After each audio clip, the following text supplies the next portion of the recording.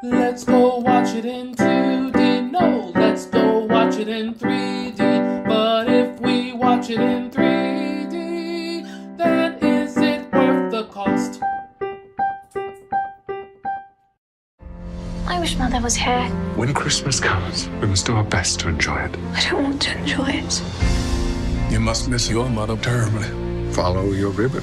She left you a present. Where am I? Our world needs you. Have you come to save us, Clara? Me? My mother told me everything you need is inside. You are very much your mother's daughter. Disney's The Nutcracker, rated PG, in theaters November 2nd. Hello, hello, hello. This is 3D or 2D. Jake Jarvis reviewing The Nutcracker in the Four Realms. I mentioned the 3D. It's surprisingly really good. The ballet and the waltzing are the standouts, and there's some nice snow work. But there's already a 3D Nutcracker, and if you want to see 3D ballet, there's the Wim Wenders documentary that he did on Pena. So go check those out instead.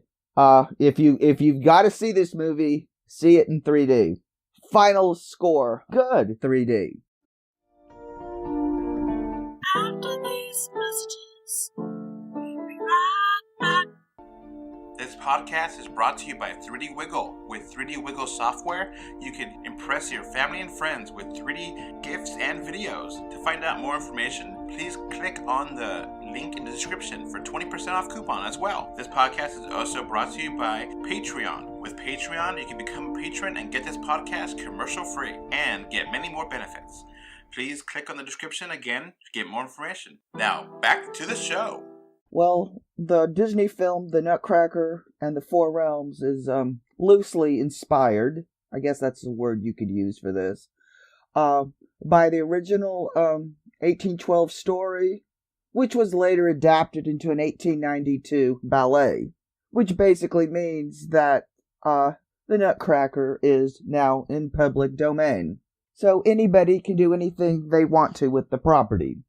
So Disney, who ironically, many of their Crown Jewel properties are going to also enter the public domain in less than half a decade, will probably suffer the same fate with their material. So Disney, not really loving the original material, I guess, decided to take these Nutcracker characters, and instead of opting to do a Marvel Nutcracker.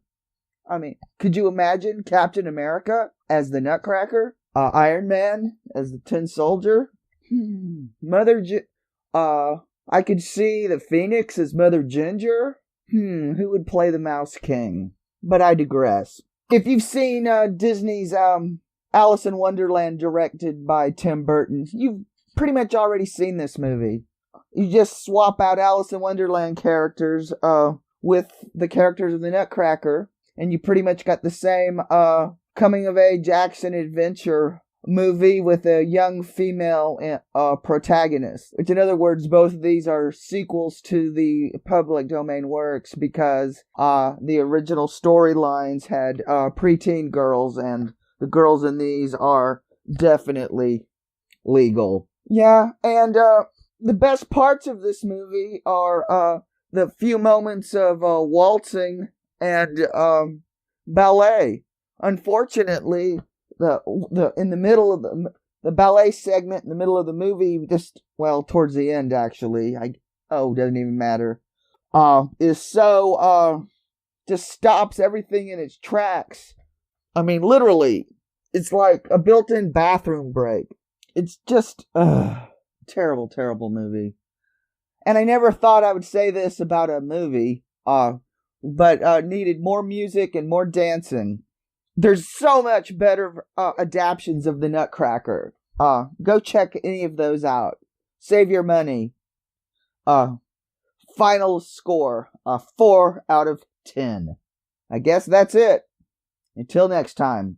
Alright, before this podcast ends, I want to give a thank you to my patrons. Right now, we have one patron, which is David from Spain, and I want to thank you for your financial support. Alright, so that's going to be it for this podcast. We now have a Patreon, and the link is in the description. Thanks for watching.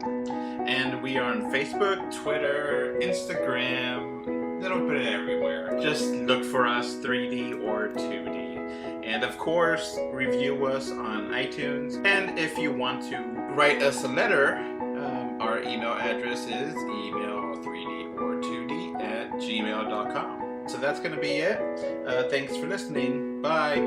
Bye. Hey, bye. Bye, everyone.